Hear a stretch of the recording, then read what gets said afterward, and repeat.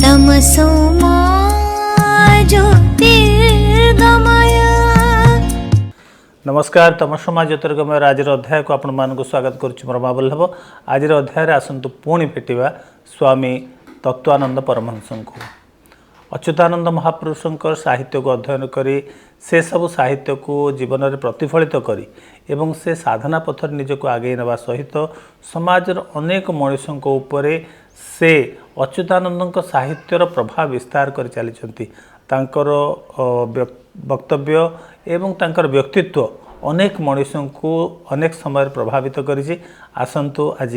तमसमा ज्योतिर्गमयर ए अध्याय भेटिबा पुणी थरे स्वामी तत्वानंद परमहंस को। प्रणाम। प्रणाम प्रभु। संप्रति समाज भितर एमिति घटना घटुची जोंठी कहा जाउची जे मनुष्यर अधपतन हेछि, मानविकतार अधपतन हेछि। तेबे ए मनुष्यर अधपतन कारण कौन? केवल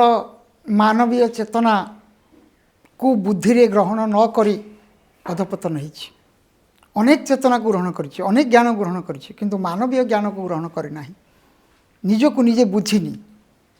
तेणु मानवीय चेतना ही तार परिप्रकाशक। जेमती माँ नव 9टी माँ को समाहार रे मो शरीर जागृत अच्छी, नवधार नवगात्र नव आधार आम नवगात्र पूजा करूँ, जहाँ आज नवरात्र हो जाइए, जहाँ आम नवरात्र पूजा करुचे, 9टी माँ पूजा करुचे, से ही नवगात्र से पूजा करने कथा। तेणु ये नव माँ बा माँ नव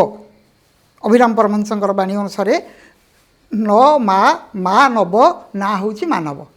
यही मानव रु माधव होगापाई जा दरकार। किपरि जीवु ना मानव चेतना को जानिले, माँ को चिन्हिले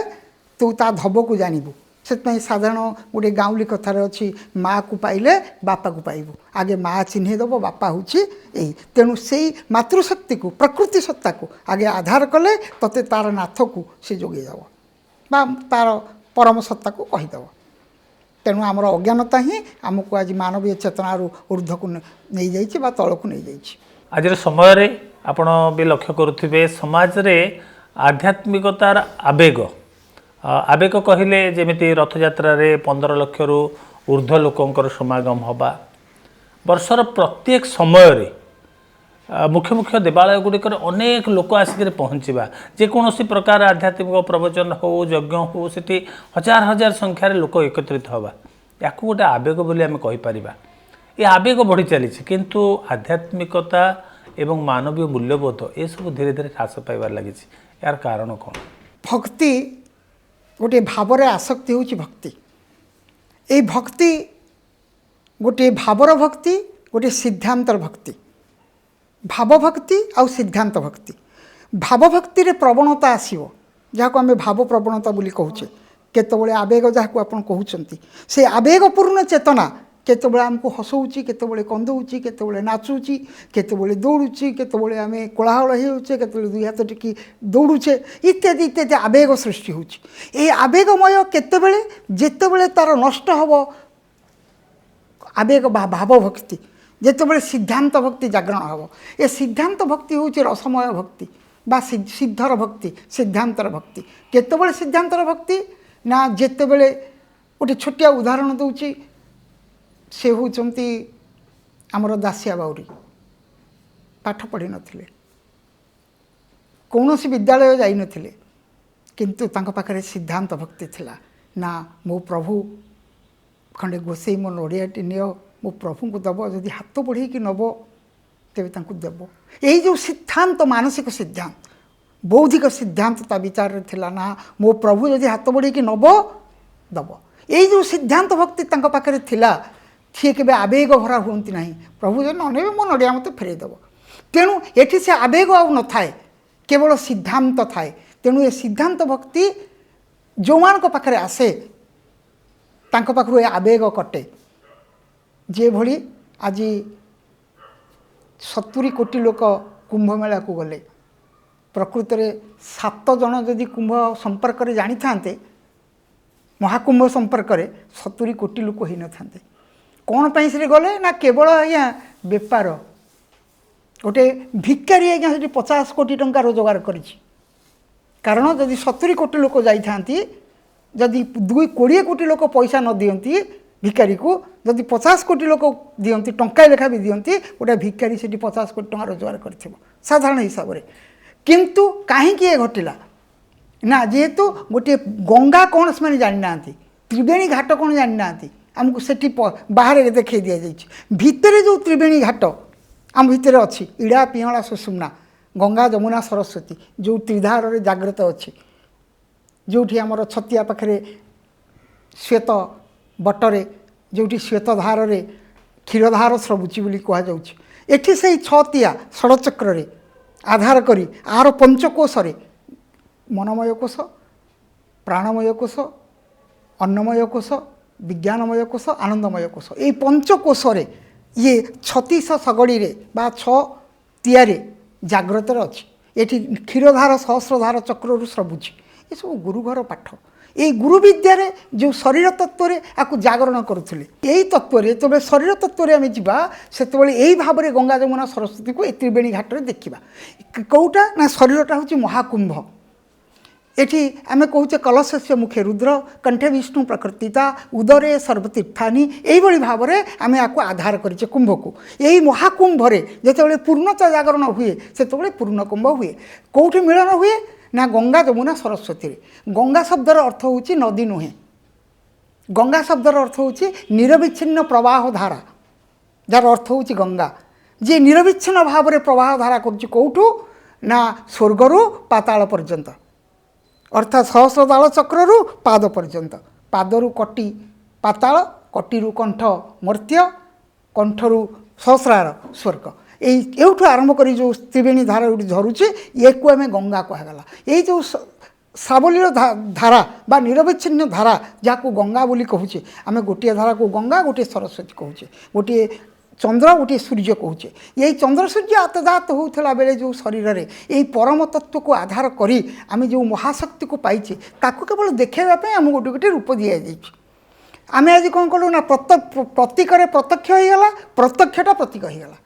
भूल होगला तेणु जहाँ हो आम आज से परम सत्ता को लाभ करें परम गुरु आराध्य श्री गुरु अच्युत महापुरुष को तांकर तत्व ज्ञान रे प्रदान करिछे एवं ताकू तत्वमसी नामकरण रे जागरण करिछे यह ही मोर बौद्धिक चेतनार ऊर्ध्व उन्मीलन चैतन्य जीवन थाई समस्ते सुख खोजते एवं सबु वस्तुरु सब कथारु मनुष्य सुख खोजी खोजी संसार को मिलता है तेबे मनुष्य सुख लाभ किपर करि बोली आपण भाबंती इंद्रिय चैतन्य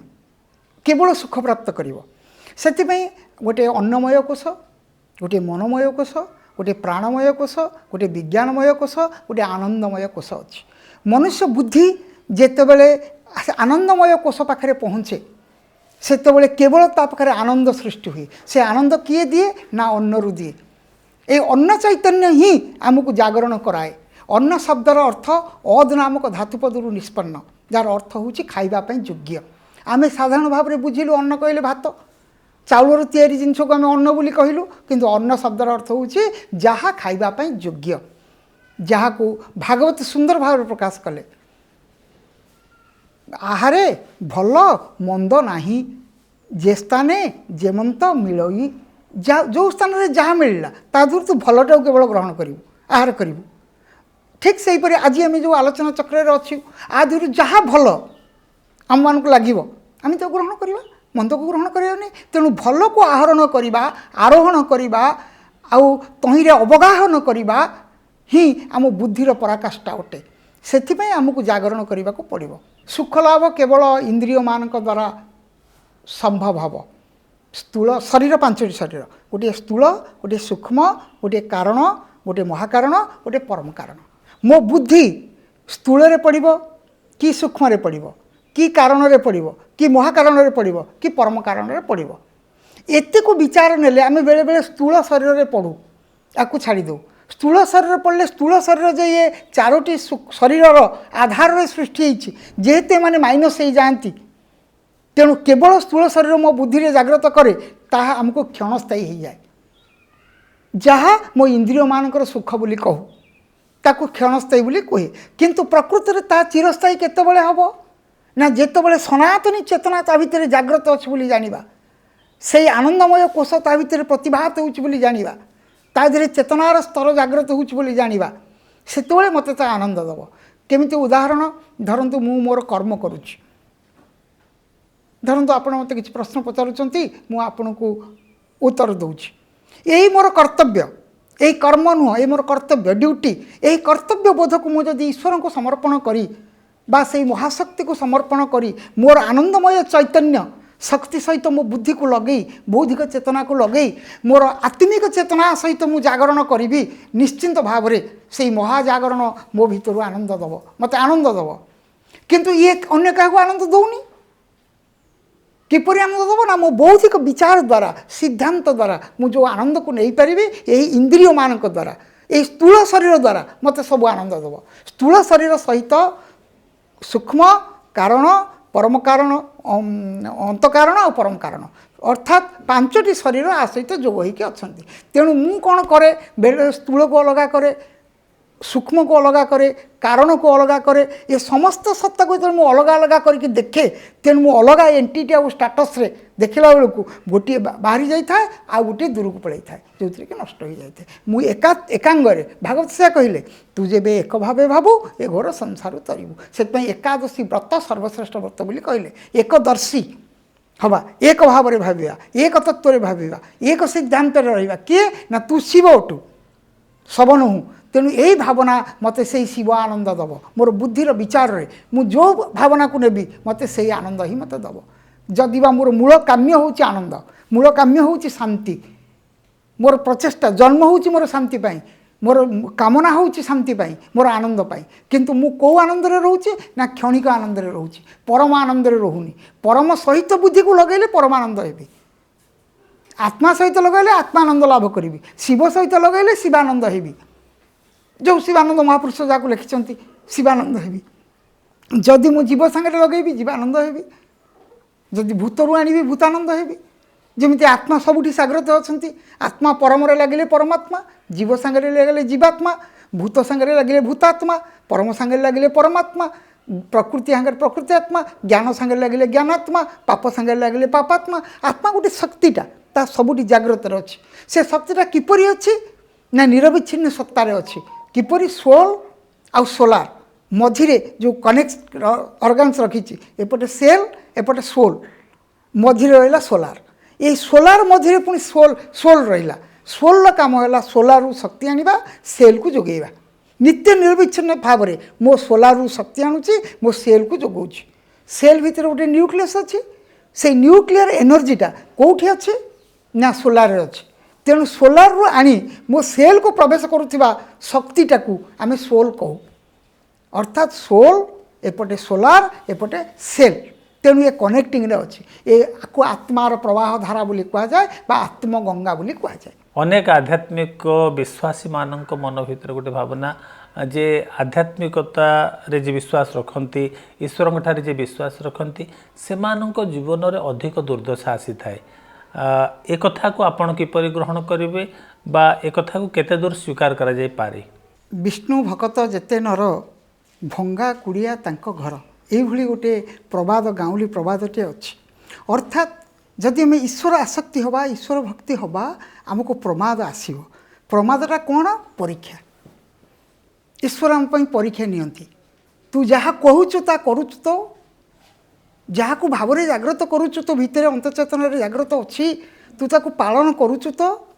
से आमको परीक्षा देवाक पड़े बेले बेले आम से परीक्षा को ईश्वरंकर तान न कही न बुझी तांकर ऊर्ध्वतर चैतन्य को जीवार भाव को न बुझी आम ईश्वर को दुहाई दे था जे नाई प्रभु मु तो शरण में रही तू मत एत दुख दौचु ना प्रकृति में दुख नुहे ता तुम परीक्षा तुम्हें से परीक्षा जब उत्तीर्ण हो गल पास कर पलैल जहाँ को दृढ़ता भक्ति दाढ़ता भक्ति आमको समस्त परीक्षा दि जाए जहाँ को महापुरुष अच्युत को शून्य बांफी परीक्षा देवाक पड़ा जहाँ को कारागार में बलराम दास को परीक्षा देवाक पड़ा जगन्नाथ दास को परीक्षा देवाक पड़ा समस्त को परीक्षा देवाक पड़ी तेणु ये परीक्षा को आम ईश्वर दंड बोली भाबा उचित नुह तेणु आसो दुख आसो से दुख को आम ग्रहण करवा एवं दुख को सुख सममणि ये भव संसार जीवागणी ये सब तत्व को आम जागरण करके ईश्वर दान बोली ग्रहण करवा तेज चलवा आमको दुख लगनी ए दुख सुख पाप पुण्य रोग शोक सब मन को मात्र तेणु मन सहित 8टा सत्ता जाग्रत आमे जेतेबेले मनरे न गणी मनरे न पड़ी बुद्धिटा अमनरे पड़ो सेतेबेले अम नो माइंड जो आम नो माइंड बोली कहूचे सेतेबेले आउ आमको मन सहित इंद्रिय मानकर क्रियाशील रही जहाँ गीता कहते इंद्रियाणांग मनचास्मी भूतानांग अस्मि चैतन्य अर्थात ये देह मन आ चैतन्य मो बुद्धि देहरे पड़ो कि मनरे पड़ो कि चैतन्य पड़ो तेणु मुझे बुद्धिटा मोर चैतन्य पड़ो चैतन्यमय हो जहाँ महापुरुष चैतन्य कहते चिन्मय मु चैतन्यमय जगत चैतन्यमय निजक घोषित कले चैतन्य जहाँ को अच्युत कहले मु च्युत नुहे मु अच्युत मु लगी महाकाश सहित लगी महाशून्य सहित लगी जगन्नाथ चेतना सहित लगी आधार सहित लगी तेणु यही भाव में आम ईश्वरंकर अवदान बा आम एक प्रश्न बा कठोर परीक्षा बोली आम जहाँ कहूँ से आम सुंदर भाव में ग्रहण करवा से परीक्षा पास करवा बेले बेले अनेक फेल हो जाती जो मैंने आत्मज्ञान को आसती से आहरी फेल हो जाती आहरी कठिन परिश्रम करा पड़े कठिन परीक्षा देवाक पड़े जहा हो से केबे हेले ईश्वरंकर अवदान से तांकु अनुदान अवदान आमे तांकु भूल बुझा उचित नुह शरीर उपरे खाद्यर प्रभाव रही खाद्यर प्रभाव को नहीं शरीर प्रभावित होता है एक कथा प्रतिदिन आम अनुभव करूँ अत्यधिक राग तेल मसला युक्त खाद्य खाइले एसिडिटी है सात्विक आहार कले मनीष गोटे सुंदर निद एवं गोटे आराम जीवन पाई थाए तेबे ए शरीर उपर खाद्यर प्रभाव रही खाद्यर प्रभाव रे मन प्रभावित हुए बोली आपण भावंती कि भागवत रे कहा जाइछे अन्न जेपरि मन सेपरि आम मानकर अन्न खाद्य जहा मन आमर सेया हब कथाटी हूँ आज is your food so is your mind अन्न जहा मन सेया ए अन्न आउ मन दुईटी भाग में विभक्त आमर अन्न कौन हवा दरकार अन्न कहले चाउलर भात तैयारी नुह ता हूँ अद नामक धातुपदर निष्पन्न जार अर्थ हूँ खाइबापी योग्य किए खाइबापी योग्य पृथ्वी रे दुईटी गोटे जीव दुईटी कोष गोटे प्राणी कोष गोटे उद्भिद कोष जीव आधे जो जीव सत्ता उद्भिद कोष से जीव सत्ता तेणु गोटे जीव दुईटी कोष गोटे कोष प्राणशक्ति संचारित अच्छी देखा जाउछि आउ गोटे कोष प्राणशक्ति संचारित नहीं देखा अच्छी किंतु देखा जाऊ नहीं प्रकाश करि पारु नहीं से तार प्राणसत्ता को ठीक सही परी ज्योतिर्मय चैतन्यर आधार रे जाग्रत रे थिबा शरीर को अर्थात मो भितर थिबा अन्न मो मनोभाव रे जाग्रत हुए किपरि ना ए दुईटे कोष भितर उभय उभयंकर अनुपूरक एवं परिपूरक प्राणी कोष उद्भिद कोष सहित उद्भिद कोष प्राणी कोष सहित अर्थात आमे जो अम्लजान ग्रहण करूँ ताकू उद्भिदटी छाड़े आमे जो अंगारकाम्ल छाड़ू ताकू उद्भिद ग्रहण करे तेणु इक्विलिब्रियम मेंटेन हुए संतुलन रक्षा हुए याको जी करिछि जो शक्तिटी याको जागरण करिछि सेही शक्तिर ना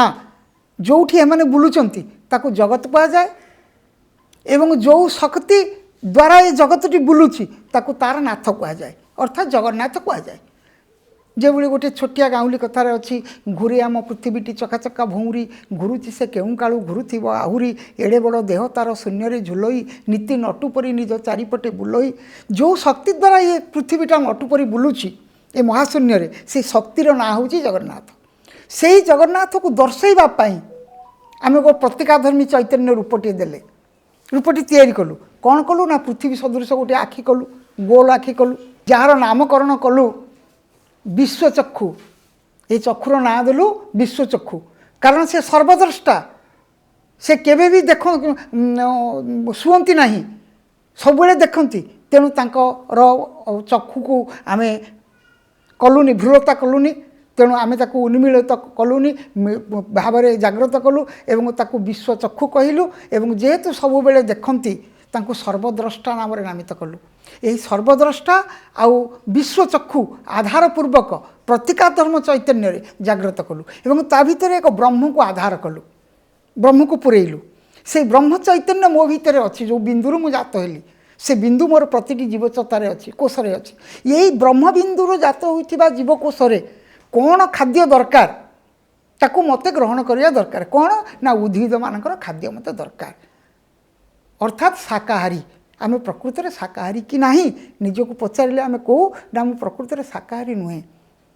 मु पाक करके खाऊँ पृथ्वी रे कई पाक करी खाती नहीं एकमात्र मनुष्य पाक करी खाए किंतु से शाकाहारी कहे किंतु शाकाहारी नुहे अर्थात डायरेक्ट गचरू फल खाइबा पत्र खाइबा फूल खाइबा पत्र खाइबा तुलसी पत्र बेल पत्र जिते पत्र आम आज खाऊे